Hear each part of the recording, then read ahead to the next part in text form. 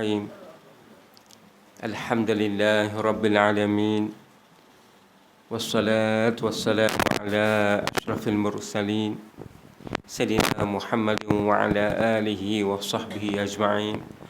Qala rabbi syrah li sadri wa yassir li amri wahlul 'uqdatam min lisani yafqahu qawli. Subhanaka la ilma lana illa ma 'allamtana innaka antal alimul hakim. Allahumma la sahla illa ma ja'altahu sahla wa anta hujina syi'ta sahla. Yang saya hormati Tuan Pengerusi, Tuan Imam, Tuan Bilal, Tuan-Tuan EJK Pentadbiran Surau, dan seterusnya kepada tuan-tuan hadirin yang dirahmati Allah sekalian. Alhamdulillah, syukur kita di pagi ini Allah Ta'ala dapat menggerakkan kita untuk kita sama-sama datang salat subuh berjemaah. Allahu Akbar, besar salat subuh. Yang mana salat subuh antara salat-salat yang paling banyak ganjaran sekali adalah subuh. Allah. Kerana kata Rasulullah sallallahu alaihi wasallam, siapa solat subuh jemaah, seolah dia qiyamul lail satu malam. Allah. Seolah dia berjaga solat malam, the whole night. Satu malam dengan kita solat subuh berjemaah. Dan siapa solat isyak berjemaah, disamakan dengan qiyamul lail separuh malam. Tapi subuh ni satu malaman, Allah besarnya. Jadi tuan-tuan, itulah, dan sebab itulah kita nak tengok orang yang beriman kepada Allah betul-betul.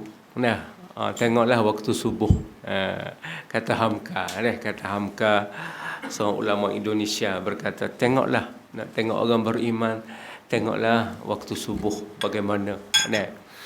Jadi alhamdulillah tuan-tuan, di pagi ni Allah kita dapat mujahadah, kita dapat solat subuh berjemaah bersama di pagi ni. Dan insya-Allah tuan-tuan, kita dengar sikit tazkirah di pagi ni. Tazkirah kita pakai buku ni lah tuan-tuan. Buku ni saya tengok satu buku ni bahasa Arab. Tak ingat dah tajuk dia adalah bahasa Arab. Saya petik daripada buku tu, saya ambil daripada buku tu dan saya terjemah daripada buku tu.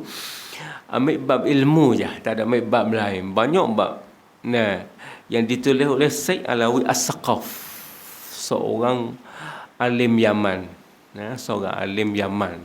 Masya Allah. Jadi saya ambil buku ni dan saya terjemah dan kita tengok bersama tuan-tuan. Kita tengok dan kita azam boleh khatam buku ni, Masya Allah. Kita boleh khatam buku ni, Allahu Akbar. Jadi tuan-tuan, kita tengok dulu, kita tengok terus ke muka surat 8, muka surat 8, kelebihan ilmu. Kita nak tengok kelebihan ilmu. Kelebihan ilmu adalah semulia-mulia permata. Ilmu adalah semulia-mulia permata. Mana menilainya ilmu ni? Menilainya ilmu ni.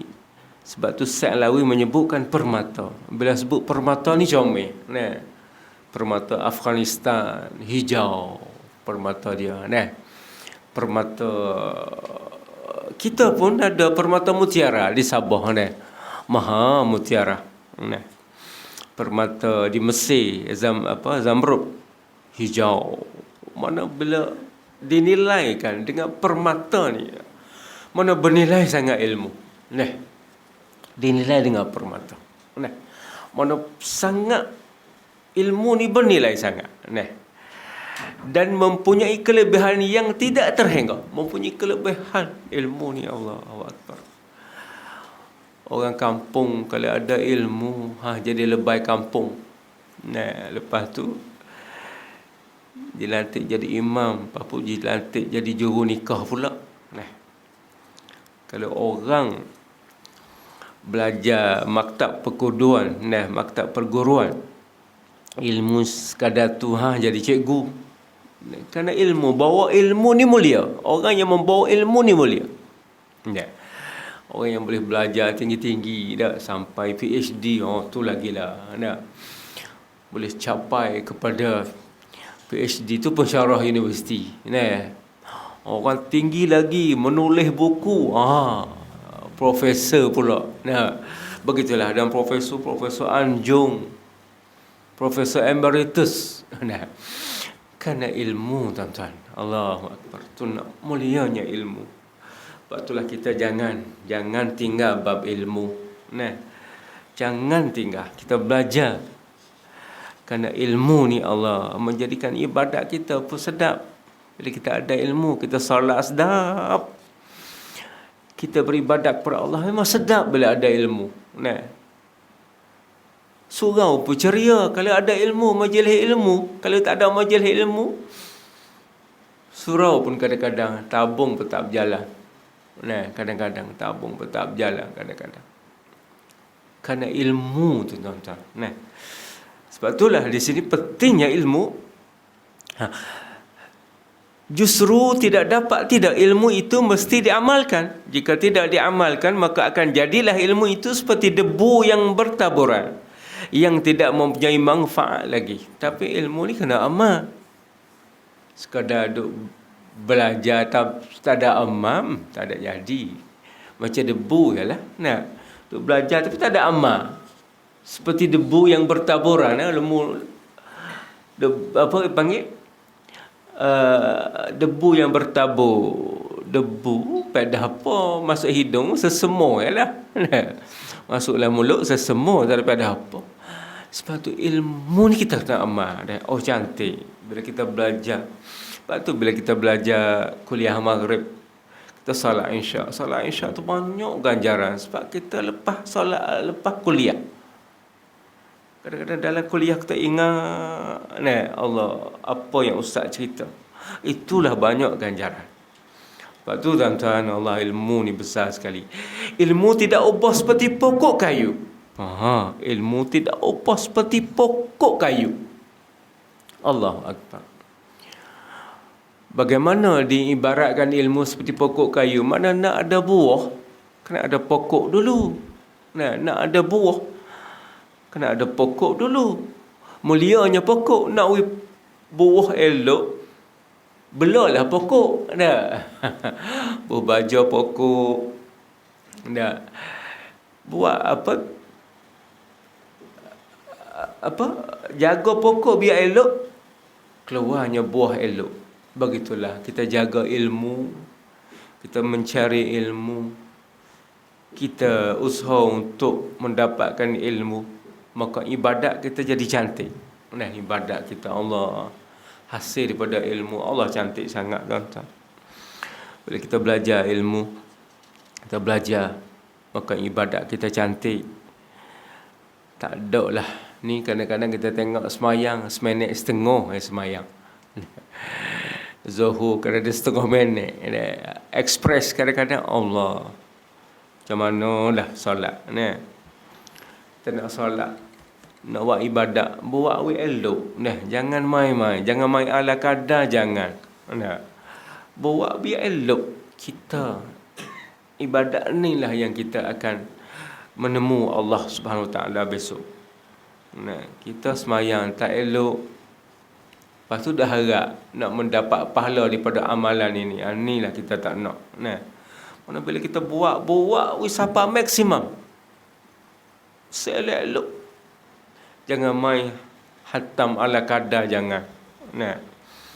Buat elok. Baik, tuan-tuan. Manakala ibadat pula umpama buahan dari pokok itu. Ibadat buahan daripada pokok.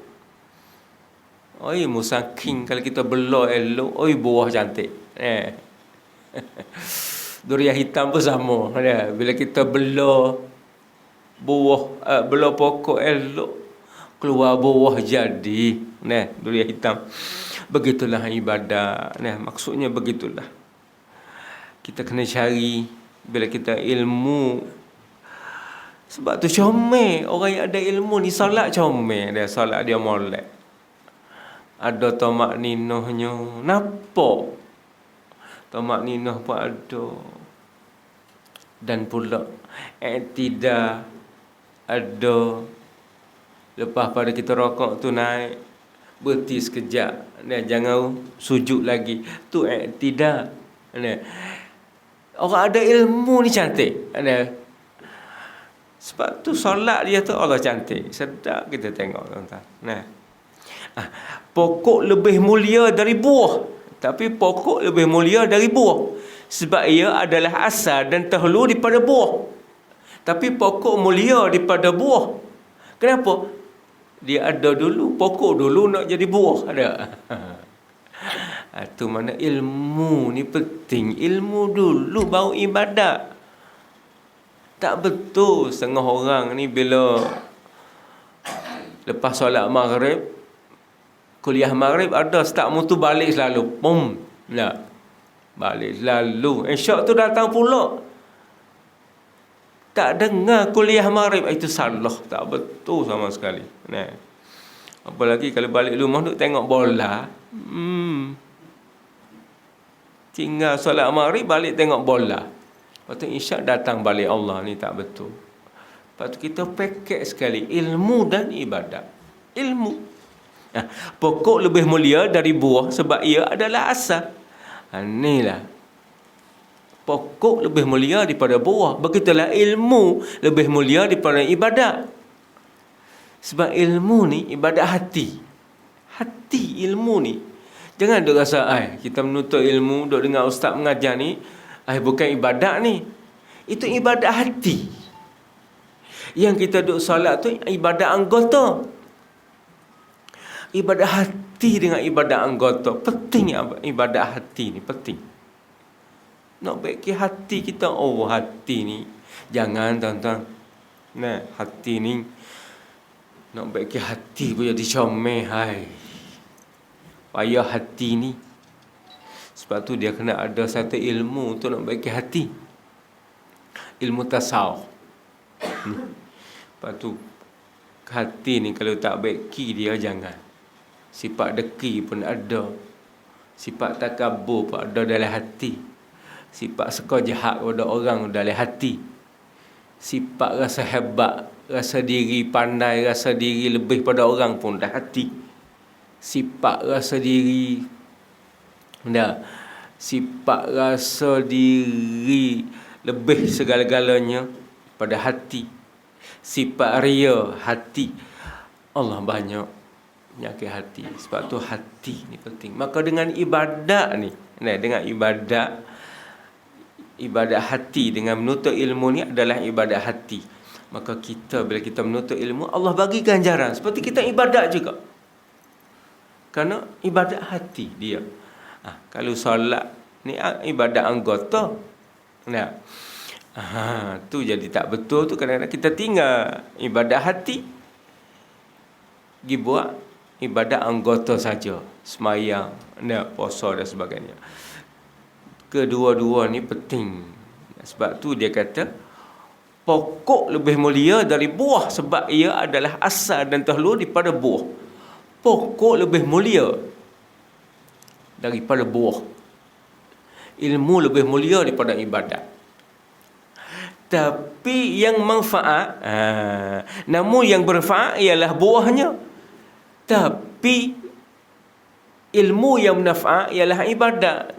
Kalau ilmu duk mengaji saya saja, wa amal dak duk belajar saja aja.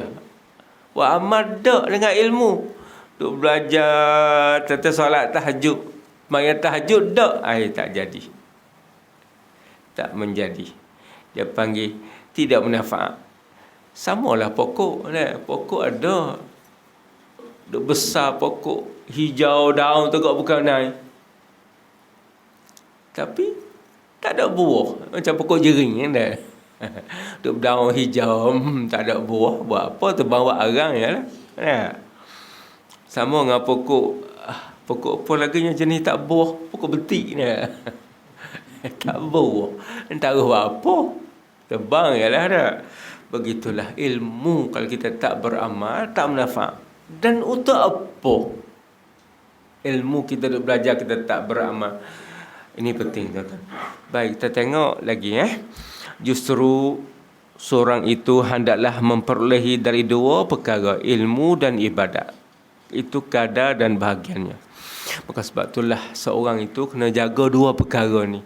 Nah, seorang itu kena jaga dua perkara ni, iaitu ilmu dan ibadat. Nah, nak buat kebun musakim, buatlah. Nak menega besar-besaran, menegalah. Tapi jangan lupa dua perkara ni, iaitu ilmu dan ibadat. Nah, ilmu dan ibadat. Jangan. Nah, ilmu dan ibadat ni jangan tinggal sama sekali. Nah, ilmu dan ibadat. Kerana ilmulah menjadikan ibadat kita elok. Dan kalau tak ada ilmu, ibadat kita tak akan comel. Patutlah ilmu. Dan malah seorang itu hendaklah memiliki 4 perkara. Iaitu seorang itu hendaklah memiliki 4 perkara ni, tuan-tuan. Allahu Akbar. Nah, jaga, tuan-tuan. We boleh 4 perkara ni, tuan-tuan. Miliki 4 perkara ni. Pertama, iaitu ilmu pengetahuan. Seperti mana saya kata tadilah. Kita bagi ada ilmu. Jangan ibadat saja tak belajar, jangan. Walaupun sibuk nak pergi ke Ipoh pun, nak singgah sembahyang sekejap, kita tak lorak, kita tak terkejar ada masa dengar ada orang duk mengajar kuliah, duduk dengar kuliah. Nah, orang sedang mengajar, kita dengar. Kita jangan. Kuliah ilmu ni penting, kita kena dengar. Nah, pergi di mana-mana, nah, bila ada program kuliah ilmu, kita dengar. Kerana besar sangat. Kerana ia adalah nak baiki hati kita. Dia adalah ibadat hati. Nah. Dan amal. Bila kita dapat ilmu, kita amal. Sedap. Nah, kita belajar daripada sumber yang ada. Lepas tu kita dengar. Nah, bila kita dengar dah, kita amal. Nah, kita amalkan dengan ilmu. Kita amal ilmu. Nah, Allah. Sedapnya ilmu, kita beramal dengan ilmu. Sedap. Maknanya kita tahu, kita amal. Ibadat kita sedap. Kita menghadap Allah malam-malam, kita salat tahajud. Kita terasa Allahu Akbar. Nah, dengan ada ilmu. Dan ikhlas. Ikhlas kepada Allah. Nah, ini ikhlas ni penting sekali, tuan-tuan. Kita ni kalau beribadat tak ikhlas kepada Allah, Allah tak nilai. Tak ada nilai apa. Duk semayang, nah, tapi plastik tembuh. Duk masuk juga, duk masuk, tapi plastik tembuh. Duk masuk. Masuk juga kita ada plastik. Nak masuk buah pelang ke masuk apa, tembuh plastik kita. Begitulah kalau kita tidak ikhlas kepada Allah. Nah, tak ada ikhlas. Allahu Akbar. Duk solat juga bukan main, tapi pahala tak ada. Kerana ikhlas ni adalah penting sekali. Allah nak menilai ikhlas kita. Orang ikhlas tak ada masalah. Dia boleh datang surau bagaimanapun, dia boleh datang. Orang ikhlas. Banjir pun, dia boleh datang dengan perahu. Keyakinan dia dengan Allah. Bukan nak tunjuk kepada manusia. Dia buat kerana Allah. Dia boleh datang, tak ada masalah. Ini Masya Allah, orang ikhlas kepada Allah. Sebab itulah kita kena cek keikhlasan kita jauh mana. Keikhlasan kita. Kita buat urusan surau ni kerana orang ke kerana Allah. Kena check and balance. Kena check juga. Takut tak ada ikhlas. Tak ada ikhlas ke? Tak ada apa. Sama dengan kita isi air dalam plastik tadi. Isi tu kok banyak bukan main, tapi duk keluar. Tak ada pahala. Rugi. Dan juga, tuan-tuan, ikhlas ni ulama mengatakan bahawa perkara putih duduk di atas kain yang putih. Ikhlas ni satu benda yang putih yang duduk di atas kain yang putih. Mana payah nak cari ikhlas ni. Kalau benda hitam duduk atas putih, nampak lalu. Kalau benda hitam duduk di atas kain putih, boleh kita ambil terus. Tapi putih, benda putih duduk di atas kain putih, susah. Itulah nak cerita ikhlas tu memang bukan senang. Nak ikhlas kepada Allah, ikhlas kerana Allah. Saya buat ni kerana Allah, biarlah. Kadang-kadang bukan main orang cerita tak bila kita buat ni. Allah, kita nak buat kebaikan ni macam-macam. Orang gitu, orang gini. Biarlah saya nak buat kerana Allah, ikhlas kerana Allah. Nak betul Allah ni. Kalau kita duduk kerana makhluk, kerana nak show off, nak tunjuk show face, nak tunjuk muka kepada orang, tak ada. Tak ada apa, kita tak ada. Selama ni kalau kita buat kerana orang, tak ada apa, tak ada pahala. Tembuh. Plastik tembuh tadilah, saya kata tembuh tadi. Duk isi tegak isi. Allah, rugi. Daripada lama dah kita duk buat, tapi tak ada ikhlas. Duk nak buat nak orang tengok. Tak ada. Sebab tu masa yang ada ni, umur kita masih hidup lagi ni, kita cuba, kita cuba bukan kerana makhluk. Kita buat ni kerana Allah. Allah datang surah ni kerana, bukan kerana nak bagi pengurusi tengok. Lagi mudah sikit ataupun imam tengok, lagi mudah sikit nak tahlik, jangan. Kita datang kerana Allah. Allah tak ada kerana siapa, kerana Allah. Allah, tuan-tuan, cuba kita cek. Takut tak ikhlas, Allah, habislah kita. Tak ada apa, tak ada makna apa, tak ada ikhlas, tak ada. Dan seterusnya, tuan-tuan, dan takut kepada Allah Subhanahu Wa Taala, takut kepada Allah. Sifat takut kepada Allah ni kena ada pada kita. Takut kepada Allah. Sebab kita ni Allah, seperti saya katakan tadilah, sifat kita ni kadang hati kita megah, hati kita jadi megah. Kadang-kadang boleh jadi ketua sikit, ada pangkat sikit, megah hati kita. Lepas tu kita boleh tolak, astagfirullah ya Allah, saya lahir di perut ibu dulu, saya tak ada apa ya Allah. Allah ya Allah, kita akan tolak. Sifat takwa akan tolak. Hati kadang-kadang lebih sikit ya, harta lebih sikit, durian banyak ekar sikit, megah lalu. Hati megah lalu, merasa diri ni bukan main. Nak banding dengan orang lain, hebat saya ni, ada durian banyak ekar. Hati mari lalu. Sebab tu kita nak tolak. Astagfirullah ya Allah, saya dulu tak ada apa ya Allah, saya lahir daripada mak saya dulu, tak ada apa saya ya Allah. Dan kita tolak. Kalau tidak, rusak hati kita, rusak. Kadang-kadang dengan itu,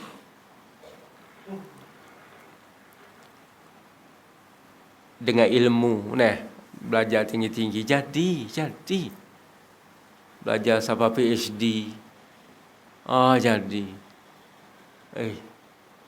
hebat saya. Bahasa Arab pandai, bahasa Inggeris pandai, bahasa Cina ya tak pandai. Puasa hebat. Ini kena tolak, tuan-tuan, tolak dengan sifat takwa. Astagfirullah ya Allah.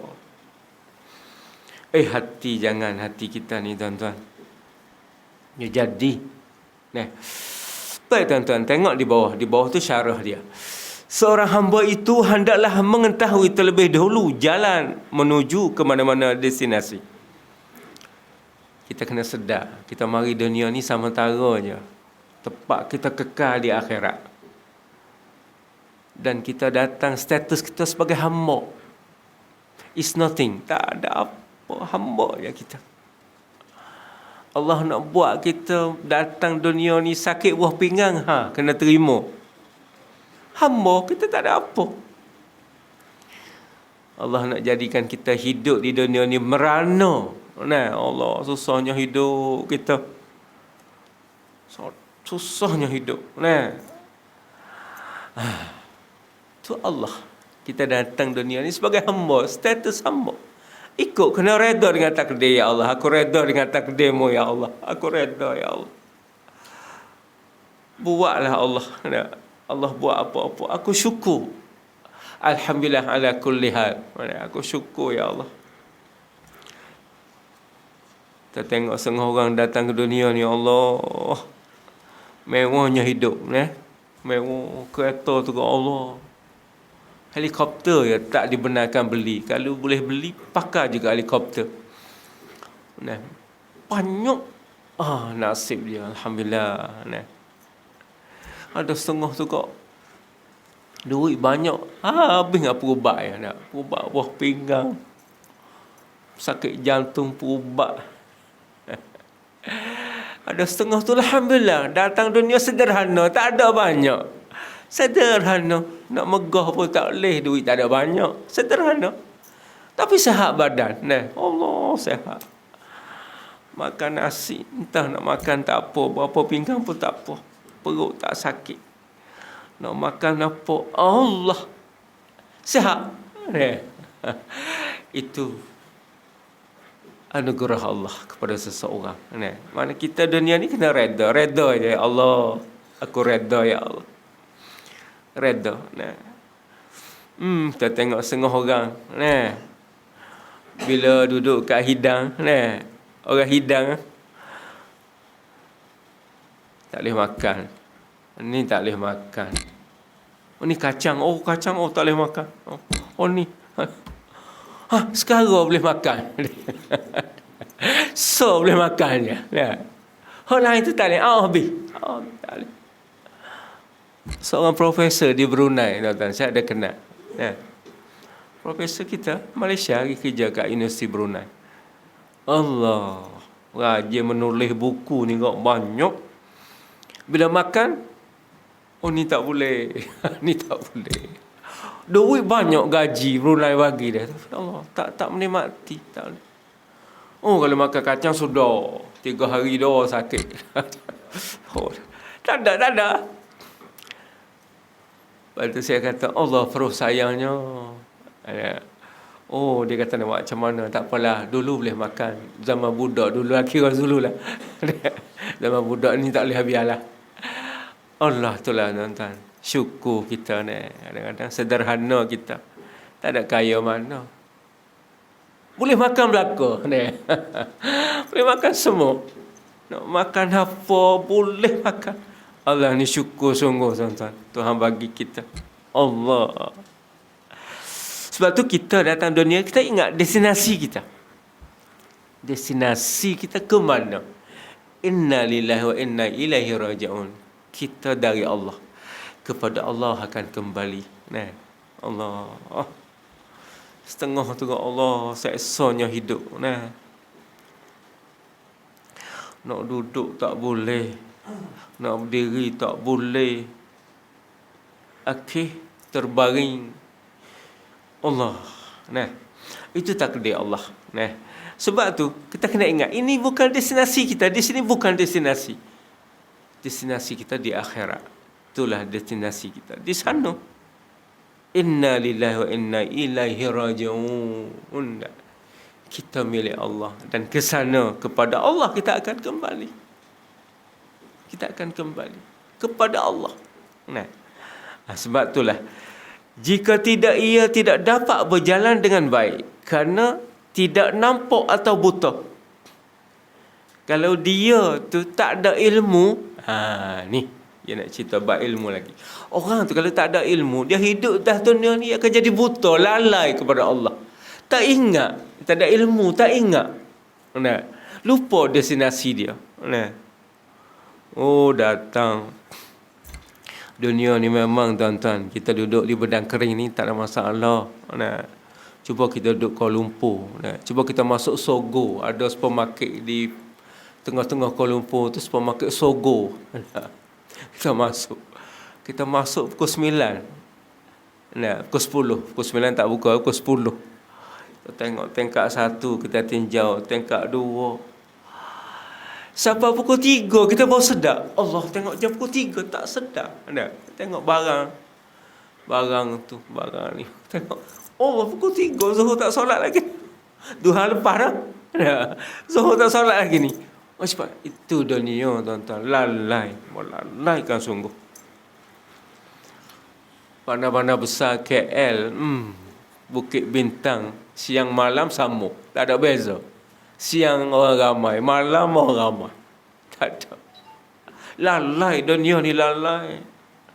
Alhamdulillah lah kita duduk kampung ni, Allah, kita tak lalai dengan Allah. Tak ingat kepada Allah. Apalagi kalau tak ada ilmu, lagilah nak habis. Jika tidak, ia tidak dapat berjalan dengan baik kerana tidak nampak atau buta. Nah, kalau tak ada ilmu, tak ada ilmu. Duk alasan, saya tak ada ilmu. Padahal peluang belajar ada. Marilah belajar. Ustaz ada mengajar. Nah, mari belajar.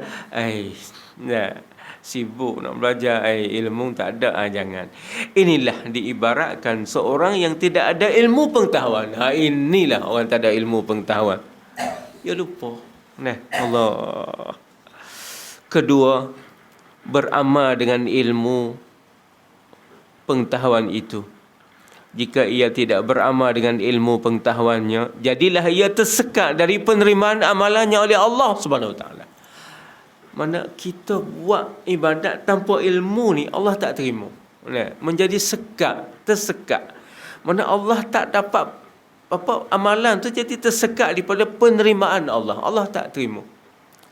Nak terima gana bila tak ada ilmu. Solat pun tak cantik.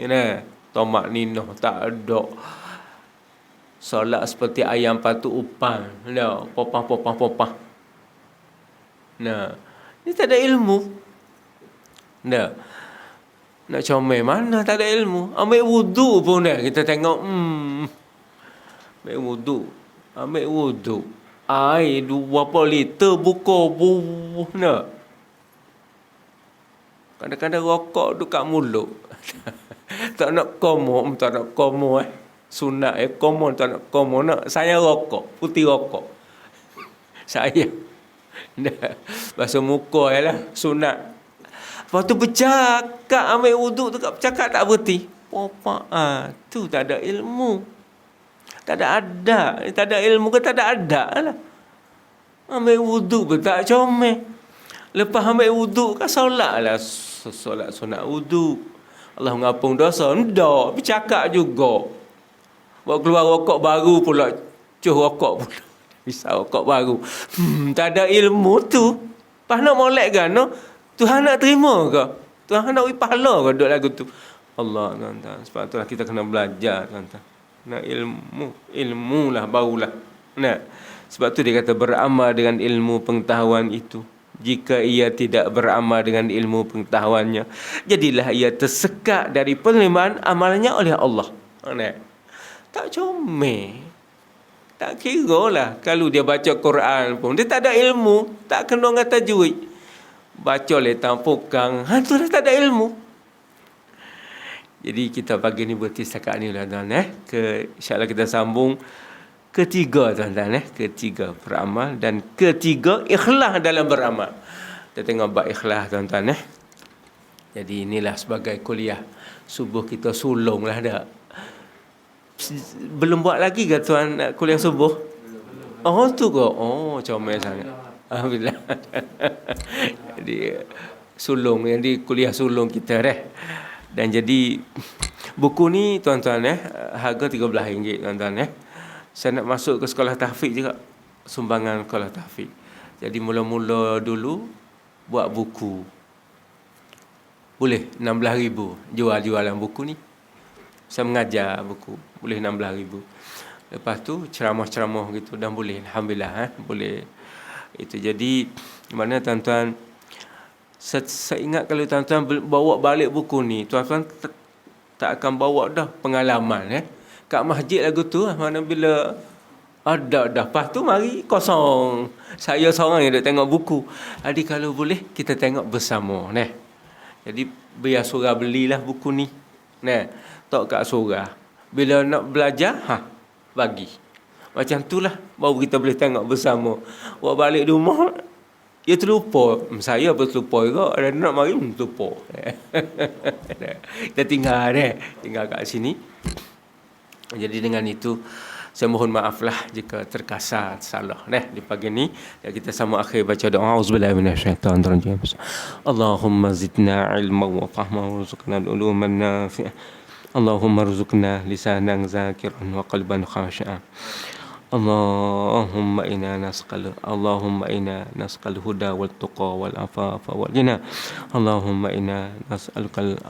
إنا نعوذ بك من البرص والجنون والجزام ومن سيء الأسقام اللهم إنا نسأل حسن الخاتمة اللهم ارزقنا توبة نصوحا قبل الموت اللهم ارزقنا توبة نصوحا قبل الموت اللهم ارزقنا توبة نصوحا قبل الموت اللهم يا مقلب القلوب ثبت قلوبنا على دينك وصلى الله والحمد لله رب العالمين. تقبل الله.